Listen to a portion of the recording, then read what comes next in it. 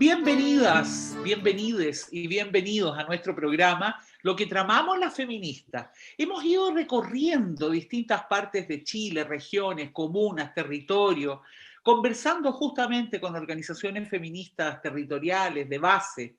Y en Arica no habíamos estado, fíjese. Así que ahora vamos a ir a Arica, porque ahí hay una organización que se llama Madre Nativa. Madre Nativa, mire qué bonita palabra, la palabra nativa. Ellas trabajan con el tema de la violencia gineco-obstetra, todo el asunto del embarazo, el parto, el posparto.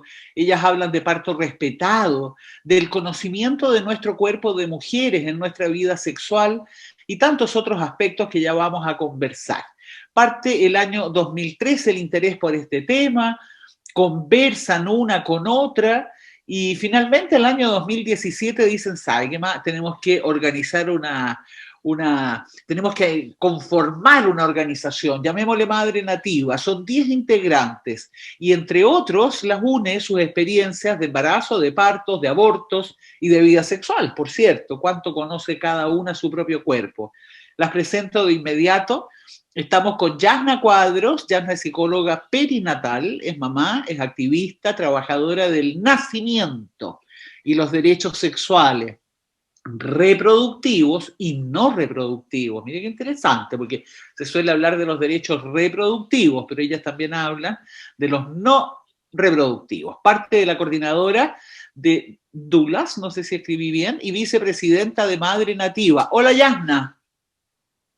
Hola Vicky, ¿cómo estás? Feliz de tenerla por acá. Yo en otra región y usted ni más ni menos que en Arica. ¿Dije bien esto que eres coordinadora de Dulas o algo así? Sí, tenemos una coordinadora de dulas, que son, las dulas es una figura que acompaña a la mujer en el embarazo, parto y posparto. Entonces nos coordinamos en una organización como interregional. ¿Qué tal? ¿Qué tal? Bueno, y también estamos con Karina Sepúlveda. Karina es antropóloga, mamá de dos pequeñines, 33 años tiene ella, docente, investigadora y estudiante. Dice que está viviendo en este desierto costero hace ya 13 años. ¿Es eso efectivo, Karina? Bienvenida. Sí, hola Vicky, ¿cómo están? Sí, pues sí, yo no nací en Arica, pero aquí estoy y aquí ya me siento parte de esta hermosa región y aquí conforme mi familia, pues, de aquí los dos hijos ariqueños. Mira, oh, el desierto te fertilizó con hijos. No es tan Bueno, desierto.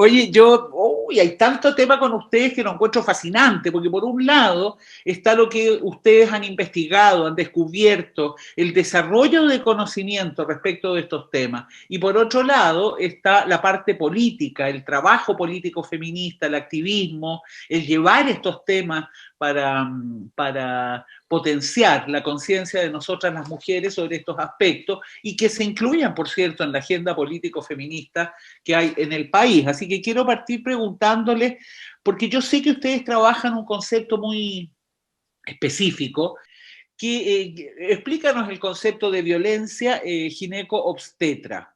A ver quién quiere hacerlo, si Karina o Yasna. La violencia Ah, ginecobstétrica es sí. un tipo de violencia de género, ya ese es como el primer asunto.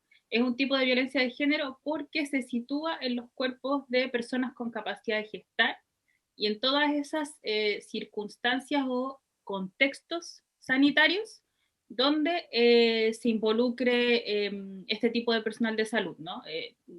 Obstetras o ginecológicos. ¿No? Ajá, Entonces ajá. está enfocado a un tipo de cuerpo, ¿no? Un tipo de fisiología. Y en el fondo tiene que ver con esos tipos de violencia simbólica, física y también estructural del sistema de salud que constantemente agrede nuestra autonomía de los cuerpos, ¿verdad? De nuestros cuerpos, de nuestra salud, ¿no? Como soberanas también de este cuerpo y nuestra salud. También violenta, no sé, las decisiones que nosotros tomamos en nuestra vida privada y Y bueno, también tiene que ver con la violencia estructural, vertical, que está dentro del sistema y que va ahí como dirigiendo o potenciando la violencia respecto de quién nos toque, quién nos atienda, ¿no? O sea, quiero decir con esto que las mujeres dentro del sistema de salud también son violentadas, ¿no? Depende de la profesión que tengan. Y nosotros recibimos en el fondo, ahí como en el último eslabón de la verticalidad, recibimos todo la última parte de la violencia en la atención, que obviamente se agudiza cuando estamos en algún tipo de atención que es ¿cómo se llama esto? Como un ingreso, el ingreso de todas, pues como que no son clínicas, digamos, que no son pensionados, sino que es como el ingreso de donde vamos todas, la urgencia. Ahí es donde más se agrava. Sí, es muy potente, porque cuando uno piensa, por ejemplo, en el embarazo, hay un discurso, ¿no es cierto?, cultural de, oh, qué lindo, qué tierno, qué amorosa, la mujer se ve preciosa, nunca se ve más linda que cuando está con la panza aquella. Entonces cuesta vincularlo a todas las violencias que se viven durante el proceso, no necesariamente que alguien te pegue o que te trate de guatona fea, ¿no es cierto?, no. Son otras violencias que ustedes han ido trabajando, elaborando. Me decían que lo vuestro fue más bien intuitivo respecto de verse como una organización feminista, lo que de hecho explicitaron recién hace un par de años. ¿Qué pasó? Que finalmente toda vuestra reflexión, conocimiento, trabajo, activismo en terreno con mujeres, haciendo talleres, haciendo un conjunto de actividades, lo integraron al derecho a decidir sobre nuestros cuerpos y de ahí en más ya, ¿qué más feminista que eso? ¿Qué pasó? A ver, compártanos un poquito lo que ocurrió allá en Arica con vuestra organización Madre Nativa. Nosotros nunca habíamos militado en otras organizaciones, entonces también éramos como bien noveles en esto de formarnos de repente como una colectiva y hemos tratado de ir aprendiendo entre nosotras mismas. Lo mismo también con el feminismo, tampoco habíamos estado tan involucradas antes de Madre Nativa, entonces hemos tenido que ir como aprendiendo en conjunto, ¿cierto? En estos talleres de autoformación y este tipo de cosas que hemos organizado nosotras. Ajá. Y sentimos en algún momento que la maternidad estaba bien alejada del feminismo, desde las organizaciones, desde lo que se planteaba, entonces no sabíamos bien cómo incluirnos, hasta que empezamos a reflexionar al respecto y eso mismo fue como el motor, pues no podemos dejar a las madres fuera del feminismo, no podemos sacar el feminismo de la maternidad, porque son inherentes unos con otros, ¿cierto? Es la misma amalgama. Y nosotros veíamos cómo nuestras compas se quedaban de repente sin participar en marchas y en ese tipo de cosas porque iban con guagua, porque de repente a las actividades se les ponía sin niños, ¿te fijas? Entonces, ese es el nicho que agarramos y empezamos a hacer funcionar. Las marchas, nosotros íbamos con embarazadas, con guaguas, con coches, con todo el familión de críos, ¿cierto?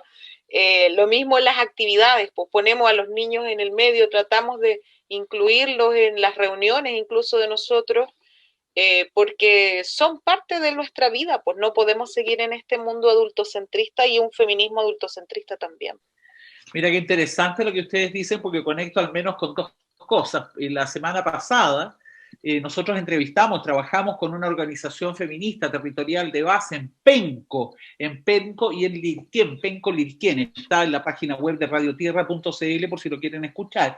Y ellas lo que dicen es que algunas de ellas venían de militancia de partidos políticos de izquierda, pero que en esos partidos ellas sentían que en el minuto que se embarazaban perdían total interés ellas para la organización, porque la organización no se concibe con las guaguas, las niñas, los niños, para eso está la casa, para eso está la mamá. Entonces hay un estilo de militancia que es muy masculino, de padre ausente, ¿no?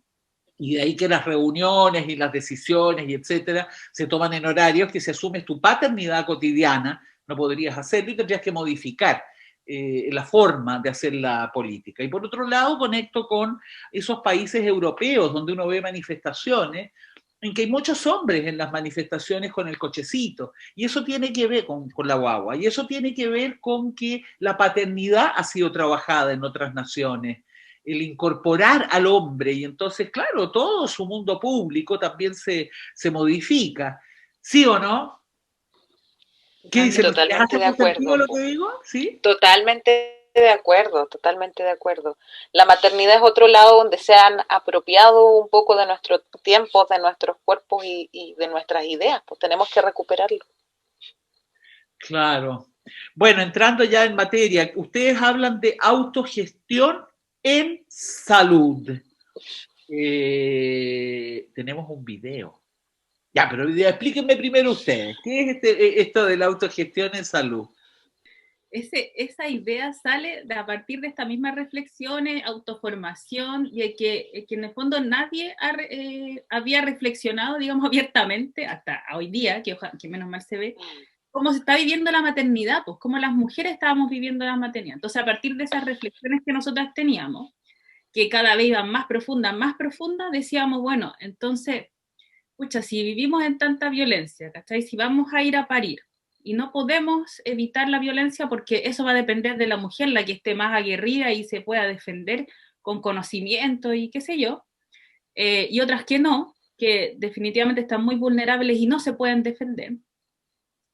¿Cómo lo hacemos para que esto no siga pasando? Porque no tengamos que esperar hasta que todo el sistema cambie, porque eso va a demorar.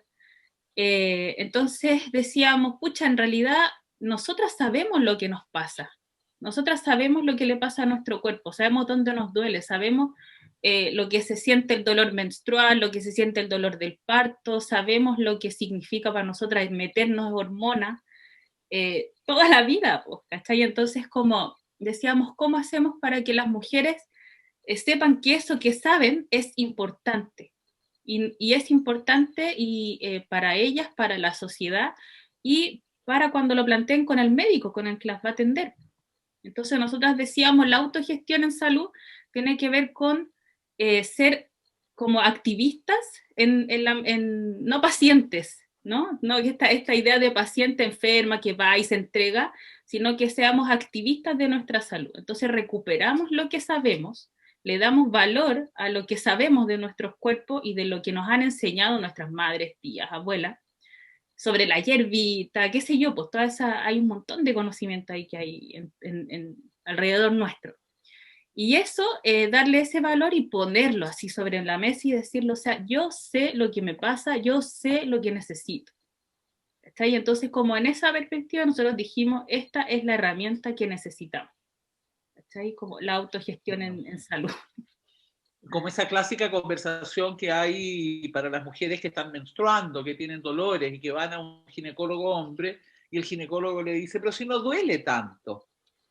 ¿Qué sabe? ¿Qué sabe un ginecólogo? ¿Qué sé yo cuando duelen los testículos? Si nunca he tenido testículos, no tengo cómo aproximarme al dolor de los testículos, pero sí el de los ovarios. Entonces cuando te dicen, si no duele tanto, no exagere. Bueno, ahora sí, vamos al video. Vamos al video que ustedes nos han compartido generosamente desde Arica, Madre Nativa, en lo que refiere a autogestión en salud. Madre Nativa es una ONG que trabaja en Arica promoviendo y protegiendo los derechos sexuales, reproductivos y no reproductivos de las mujeres. Gracias al Fondo Alquimia, realizamos el proyecto Autogestión en Salud para prevenir la violencia obstétrica. Lámina 1. Acepto mi cuerpo. En base al respeto y al amor propio, entendiendo que los estereotipos sociales externos no nos representan ni tenemos que cargar con ellos. Nombrar tu cuerpo, sentirlo, tocarlo, explorarte entera es el principio de la autogestión en salud. Lámina 2. Conecto con mi fuerza interior. Busca un espacio cómodo donde puedas estar de pie y recostada. Imagina, reconoce, percibe, prueba diferentes posturas con tu cuerpo, mueve tu pelvis, observa tus sensaciones. Allí habita una energía creadora, conecta con ella. Lámina 3. Expreso mis emociones, sintiéndolas y observándolas. ¿Cómo está tu respiración y en qué postura está tu cuerpo? Las emociones no son positivas ni negativas, son una energía que transita en ti. Conócelas y gestiónalas para tu propio bienestar. Lámina 4. Movilizo mis malestares. Libera tus tensiones y tus cargas. Al mover tu cuerpo, permites el flujo de tu malestar. Eres libre de gritar, llorar y, por supuesto, danzar. Nos acompañamos en el proceso. Somos tribu. Crea tu círculo de mujeres. Lámina 5. Mi salud, mi derecho. ¿Dónde está el poder de sanar? ¿Está en otros o está en mí? Saber es poder. Tienes derechos sexuales, reproductivos y no reproductivos. ¡Ay, qué ganas de estar con ustedes! Ahí, en Arica, frente al mar, el morro y todo lo demás. Vamos a vuestro activismo, trabajo en terreno ahí. Cuéntenos un poquito de este trabajo político feminista en tiempos presenciales, claro, que ustedes hacían, que de algún modo ya vamos a conversar en qué derivó en tiempos pandémicos, a propósito de los talleres en salud. ¿A quiénes le daban esos talleres en salud? ¿Cómo los difundían? Nosotros igual en ese mismo tema hemos tenido una como co-construcción en nuestra ONG porque es uno de los puntos flacos que teníamos siempre, la convocatoria. Siempre la convocatoria es abierta para el que quiera tomarlo, ¿cierto? Dirigida a todas las mujeres, de repente hacíamos actividades en la calle, en espacios públicos, en 21, que es como el centro aquí, para que la gente viera esto, porque es un tema bien desconocido, a pesar de que para nosotros resulta como cotidiano, ¿cierto? Y por ahí también desde el aspecto más intuitivo es donde estábamos haciendo el activismo o las acciones políticas, porque sin pretenderlo, claro, tratábamos de bajar o socializar, tratar de coordinar estos mismos conocimientos para que democratizáramos el parto en realidad. Esa es la idea, ¿cierto? Que el parto humanizado, el parto respetado, el respeto en salud a lo largo del ciclo vital no sea algo elitista, no sea algo para el que sabe o para el que tiene un amigo médico o para el que tiene, ¿te fijas? Que la idea es que esto efectivamente sea un derecho, la dignidad sea inherente a los tratos a la mujer. Y en este aspecto nos ha tocado ser observadores un poco desde las instituciones estatales, porque en realidad todos sabemos que no funcionan muy bien en ese respecto, que tampoco se ocupan de estos temas, donde la maternidad se sigue viendo como algo desprendido de la vida sexual, desprendido de la vida laboral, como en una esfera aparte, en lo privado, ¿cierto? Entonces hemos también tenido que actuar como de observadores, mandar oficios, estar como cateteando al hospital, a las instituciones, porque además el contexto de Arica es que existe un hospital regional que está colapsado hace como 5 años. Entonces imagínate ahora, Vicky, con pandemia, con emergencia sanitaria, peor. Y los malos tratos de repente ahí, no solo desde lo físico, sino que también desde lo simbólico, se notan mucho. Además, dentro de esto mismo hemos tenido que coordinarnos con otras instituciones u otras organizaciones como alrededor para poder hacer algo, porque también el centralismo, tú sabes que igual pesa. Entonces nosotros aquí en Ariquita, al último rincón, tampoco es muy visible, ¿cierto?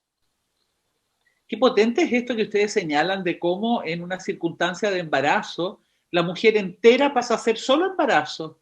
Y entonces no se habla de su sexualidad como si no hubiese vida sexual durante el embarazo, sea ella lésbica, heterosexual o tenga la vida sexual que tenga. No hay tantos otros aspectos que nadie te habla.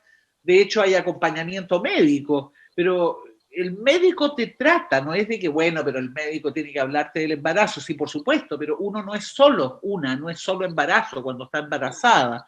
Y ahora en pandemia, ¿cómo lo hacen con vuestro trabajo político, feminista, activista ahí en Arica? ¿Cómo lo hacen? Porque ¿siguen haciendo talleres o los talleres requerían esa mirada presencial, ver los ojitos, la carita, tocar el cuerpo?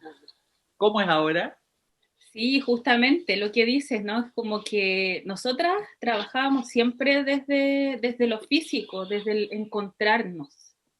Claro. Entonces, nosotros empezamos así con nosotras encontrándonos y conversando. Entonces, cuando hacíamos estos talleres, claro, que eran abiertos completamente, llegaban mujeres diversas, también nos invitaban a otras ferias en las que nosotras también íbamos a instalar el tema, la reflexión, ahí se nos quedaban un montón de rato lleno nuestro stand ahí conversando, un montón de temas, porque estábamos hablando de todo el ciclo vital, ¿está? Claro, la mujer se embaraza, pero no solo se embaraza, también aborta, menstrua, tiene menopausia, vive una vida sexual diferente, se enferma. ¿Cachai? Como que había muchos aspectos y que en el fondo lo que reflexionábamos los tocaba a todos. Y se daban momentos súper íntimos, súper personales de autodescubrirse también en estos talleres. Y entonces, después cuando nos toca esta cosa pandémica, decíamos, bueno, ¿y ahora qué hacemos? ¿Y cómo lo hacemos para llegar a las personas? Y ahí nos pusimos creativas, ¿no? Nada más, o sea, modo creativo totalmente, autodidacta, aprendiendo a usar el Zoom, aprendiendo a transmitir en vivo, nunca habíamos transmitido en vivo, y así como echando a perder se aprende, decíamos, nada más. Y total, ¿quién nos está fiscalizando? Nosotras acá aprendiendo. Nos hemos metido en el mundo del podcast. Aquí en unas semanas más ya vamos a empezar con el primer capítulo. ¿Qué más? No sé qué más hemos hecho, pero así todo el tiempo. Láminas educativas, me dijeron. Eso, también las láminas educativas. Entonces, pero eso también requería el taller. Pero en el fondo lo bacán que tiene las láminas educativas es que se las llevan a la casa, porque todavía no las piden. Se las llevan y pueden como hacerse una autoexploración. Y claro, igual, en el fondo, ojalá que se pudieran reunir con amigas o con las vecinas, qué sé yo, o si nos necesitan también nos llaman, si es que necesitan profundizar algo más que pueda despertar estas láminas de pronto, ahí estamos, pero estas láminas igual nos sirvieron para eso, como para un poco ir reemplazando estos encuentros y estas reflexiones que se daban en cada encuentro. Claro, porque cuando tú dices desarrollar el conocimiento sobre el propio cuerpo, claro, uno se ve los ojos, ¿no es cierto?, el pelito, la boca, las manos, los brazos, la guatita, cuando se ducha, ¿no es cierto?, no sé, las piernas, pero muy pocas mujeres han visto su propia vagina, sus labios, no sé, pues indagar qué es lo que tengo ahí, qué es lo que me produce placer, qué es lo que no me gusta, ni yo hacerme ni que me hagan. Son muy pocas las mujeres que han explorado su propia vagina, ¿no? Sí, ¿O estoy equivocado? Sí, totalmente de acuerdo. Ese punto que tocaste, Vicky, es como la piedra filosofal de la autogestión en salud, ¿cierto? Porque nosotros no conocemos nuestro cuerpo, entonces a eso es lo que se apunta, a conocer nuestro cuerpo en alostasis, o sea, en salud, y también en enfermedad, para que podamos nosotros ser los que detectemos cuando algo no está como debería estar, ¿te fijas? Si, como dices tú, si yo nunca me he visto la vulva, no voy a saber cuando no está funcionando bien, cuando hay alguna secreción o cuando hay una sensación incómoda. Tengo que haberme conocido para poder darme cuenta cuando a lo mejor no estoy en equilibrio, ¿te fijas? Entonces, claro, desde ese conocimiento uno parte ya a lo mejor al especialista y se puede plantear en horizontalidad, diciéndole, ¿sabes qué? Yo tengo esto, siento esto, me pasa esto en tal momento, y no en esta relación de sumisión, ¿cierto? Como que con este conocimiento logramos un poco la horizontalidad en esta relación. Sí, qué potente que es eso. Mira, nada que ver con la parte ginecológica, pero yo tuve un cáncer de mama, de teta, como me decía una amiga, sale con la cosa de la mama, teta, ya, cáncer. Y eso fue lo que más me impactó. ¿Cómo pude yo? Porque el doctor me dijo que esto llevaba más o menos 8 años produciéndose en mi cuerpo. Y yo dije, ¿cómo pude estar 8 años desarrollando algo que nunca sentí? Que nunca, nada, ¿no? Y de repente me hago un examen y ¡pum! Cáncer. Qué fuerte que es eso. Bueno, tal vez es más fino ese proceso, pero bueno, me impactó mucho. Y eso es importante decirlo, porque más de alguien puede pensar que porque una es feminista tiene todo eso resuelto, y no, pues para nada. Ustedes dicen mis tetas son mías. ¿Por qué la necesidad de decir aquello tan aparentemente obvio? Mis tetas son mías. Yo las tengo, a propósito de lo que yo viví. ¿A qué se refieren con esto de mis tetas? Es obvio, pero bueno, ¿a qué se refieren? Porque es una consigna política, está en la agenda feminista hoy por hoy. Mis tetas son mías. ¿A qué refiere? Sí, surge también de este mismo como amalgama entre maternidad, feminismo, de repente a lo mejor arte, desde la visión de las mismas compas que integran la organización. Y surge esta idea de un grupo de mujeres hablando y, como dices tú, nombrando las tetas, sacándonos este seno, la mama, la pechuga, la teti, todas estas cosas que son como más eufemismos para que al resto no le moleste la palabra, ¿cierto? La gente siempre, yo soy asesora de lactancia y la gente siempre dice, ay, la pechuga, y nunca dicen las tetas, porque es casi ofensivo, una ordinariedad. Entonces, claro, la idea también era bajar eso, sacar un poco ese concepto, visibilizar las tetas, como dice, parece de perogrullo que sean mías, pero somos también súper cosificados, y las tetas se han cosificado. Hoy que es cierto que esto. Mira, cuando terminemos este programa, yo voy a ir a www.radiotierra.cl para volver a mirarlo, porque ahí quedan todos. 16 programas. Hemos estado en comunas, en cerros, en valles, en bordes costeros, conversando con organizaciones de mujeres. Hay un video. Vamos por ese video, porque mis tetas son mías. Mis tetas son alimento y amor. Mis pechos son hermosos y me gustan.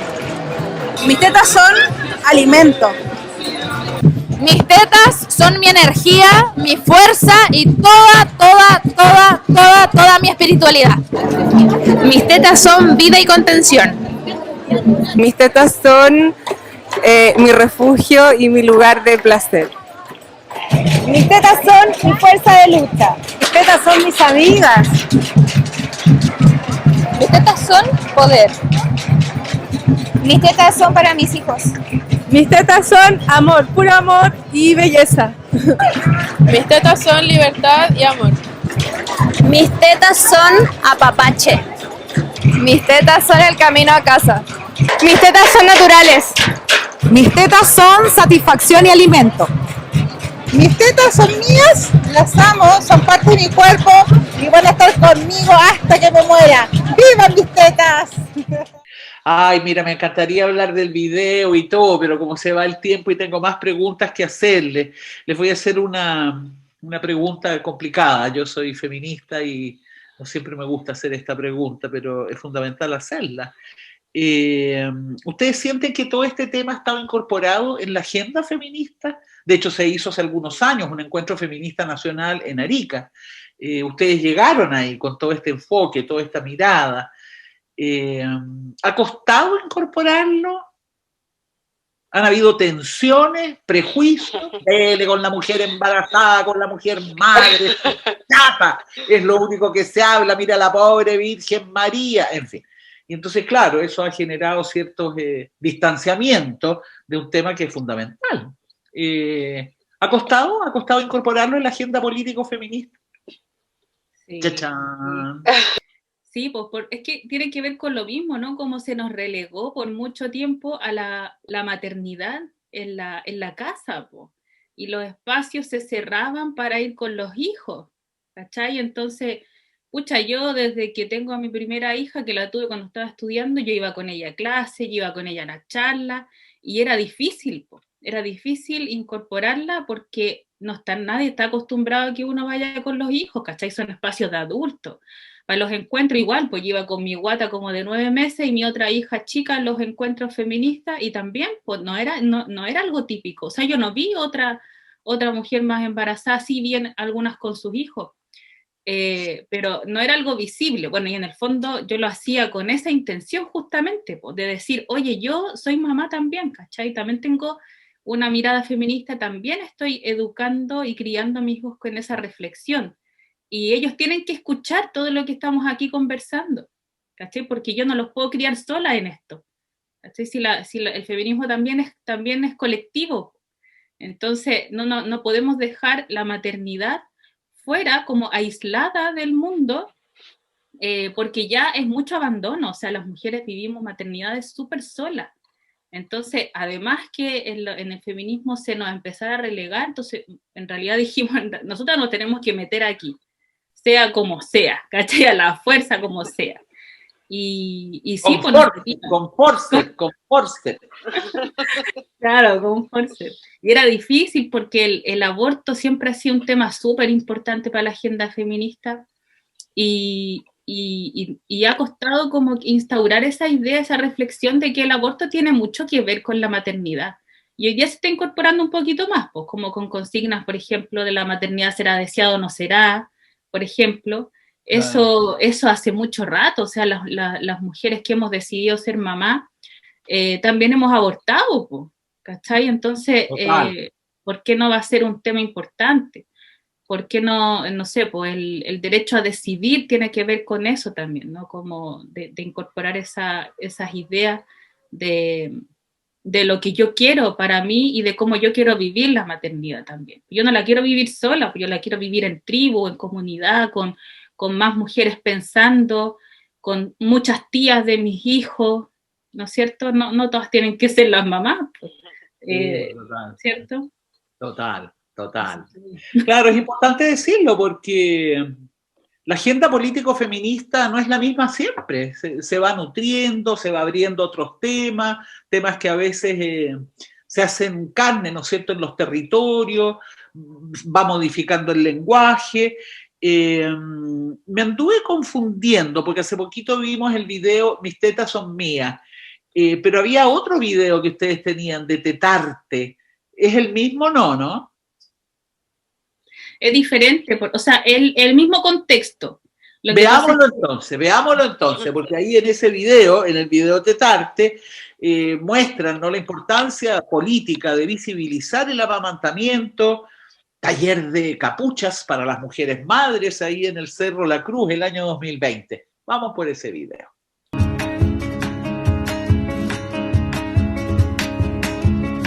Ay, cuánto habrá sido tu dolor, nenita, todo pasa, la nanita ya se secará. Ay, cuántos niños más habrán, nenita, todo pasa, todo tiene una maldita explicación.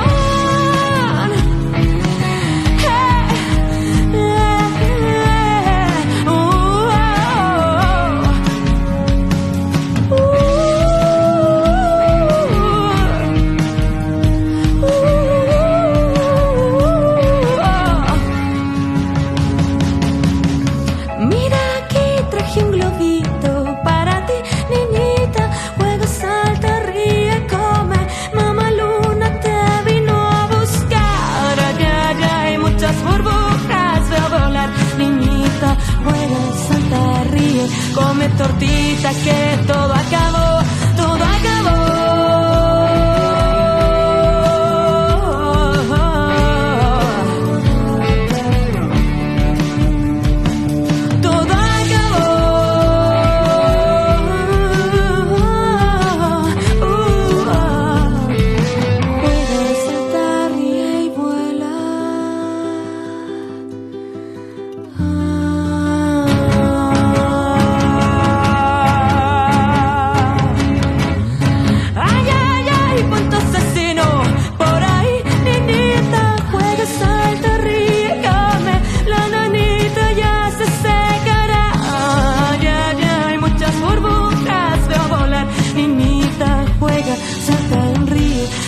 Tortita que todo acabó, todo acabó. Oye, cuando uno ve estos trabajos de ustedes, han tenido pero cualquier cantidad de activismo con estos temas. No hay un lujo para las mujeres ahí en Arica que tienen acceso más directo a las reflexiones. Porque, por ejemplo, estábamos conversando, ¿no es cierto? Si a un hombre le duelen los testículos, y eso no es nada normal, hay que hacer exámenes, ver inmediatamente qué ocurrió, qué riesgo está corriendo. Sin embargo, cuando a uno le duelen los ovarios, es lo más normal que hay, como que el dolor está incorporado en nuestra, es obvio, en nuestra identidad de mujeres. Estoy exagerando. ¿Qué han visto ustedes? Sí, pues el interés también en descubrir estos procesos o investigar acerca de estos procesos está súper sesgado desde la mirada desde la mirada en el fondo de una sociedad patriarcal. Entonces, las necesidades incluso de salud ginecológica de las mujeres están relegadas a segundo plano. Entonces, cuando además el que investiga es el que decide qué se investiga, es el que decide en dónde invertimos para saber, ¿te fijas? Entonces se produce un sesgo súper, súper importante. Yo me acuerdo muy fehacientemente una de las tantas veces que tuve que ir al ginecólogo por una prestación X y él me dice, ¿qué vas a saber tú cuando estás ovulando? Y fue súper ofensivo, imagínate. Entonces, porque él decía que había que hacer, no sé, un número de pruebas para saber efectivamente cuándo era la ovulación. Entonces, existe una apropiación incluso de nuestros procesos, una minimización de nuestros procesos, ¿cierto? Donde está todo normal, todo es normal. ¿Para qué lo vamos a investigar? ¿Para qué vamos a hablar sobre eso si todo esto es normal? Y no es normal, pues hay muchas cosas que distan de la normalidad que han sido cotidianizadas o relativizadas con respecto a los derechos sexuales, a la vida sexual. Parirás con dolor, qué terrible. Mira, se me fue el tiempo, pero necesito hacerles una pregunta. ¿El parto es solo un momento reproductivo? ¿Qué tan efectivo es que el parto puede ser algo muy placentero, incluso orgásmico? Yo tengo una amiga que me dijo eso. Los 2 orgasmos más grandes, potentes y maravillosos que he tenido en la vida, como un placer concentrado, así, ¡guau! Fueron los 2 partos de mis 2 hijos. Yo me quedé así como, ¿tú decías orgasmo? Sí, me dijo, hay orgasmo. Yo ya había parido, entonces no pude probar, ¿entendés? Como que está totalmente desexualizado todo aquello. A ver, explíquenos un poquito. Sí, ahí es donde de hecho se sustenta el que nosotras constantemente acentuemos el que son derechos sexuales, reproductivos y no reproductivos, ¿no? Porque justamente nosotras concebimos el parto, la menstruación, la menopausia, todos esos procesos del ciclo vital, bueno, y en particular el parto, como un evento sexual que se ha relegado a un evento reproductivo netamente y que tiene que ver con este discurso cultural, patriarcal, digamos, de que la mujer está relegada a ese espacio. Y se saca, ¿no? Como todo el aspecto sexual del evento. Y es porque en el parto incorpora las mismas hormonas, incorpora los mismos órganos que en un acto sexual. Entonces debería ser igualmente íntimo, respetuoso, cuidado, protegido, donde la mujer o la persona, ¿verdad? En este contexto de capacidad de gestar, pueda estar con esa persona que la acompaña, a la que ama, que es significativa para ella, y que lo pueda vivir como eso, ¿no? Como con toda esa revolución hormonal que te puede llevar perfectamente a un orgasmo.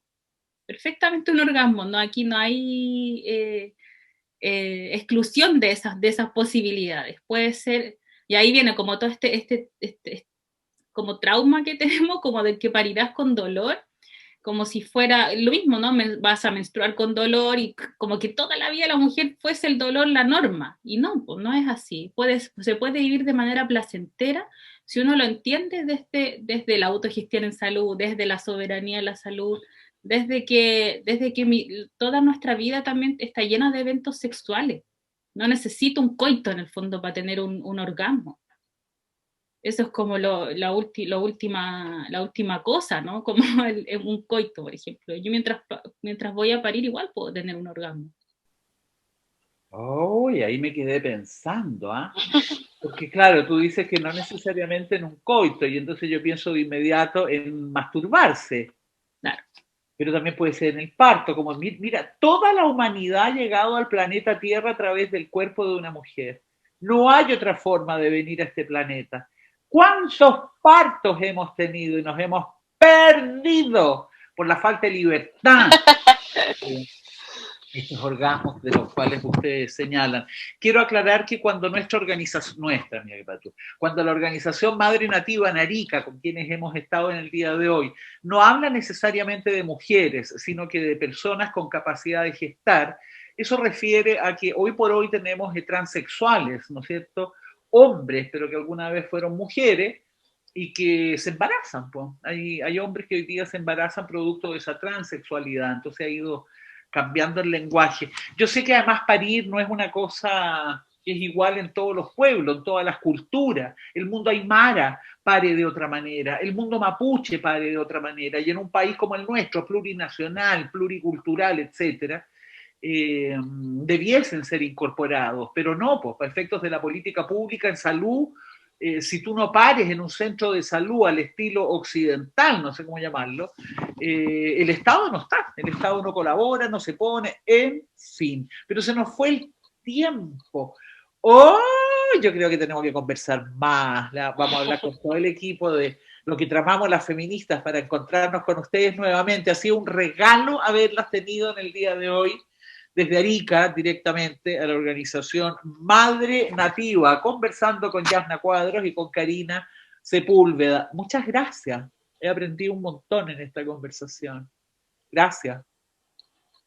A ustedes por darnos la oportunidad. Gracias a ustedes, chiquillas. Mencionar, sí, lo último, que ahora está en tabla la ley de parto. Entonces, que le empecemos a poner ojo, que compartan el marquito, que se involucren en el tema, porque es una de las formas que tenemos de llevar a la parte legal, ¿cierto? De poder reclamar efectivamente, de poder usarlo después como un tema punible. Entonces, también por ahí, ojalá que todos le echen un ojito a esta ley. Adriana, ¿cómo se llama la ley? Sí, Ley Adriana. Sí, Ley claro, Adriana es la que se está postulando en este momento. Claro, esos nombres que le ponen a las leyes. Ya, pues ustedes son 10, así que saludo a las otras 8. Y nuestra admiración total desde el equipo de lo que tramamos las feministas. Y usted ingrese a nuestra página web radiotierra.cl, que ahí están los 16 programas que hemos hecho, porque hemos recorrido Chile en nuestro estilo, hablando de feminismo en los territorios.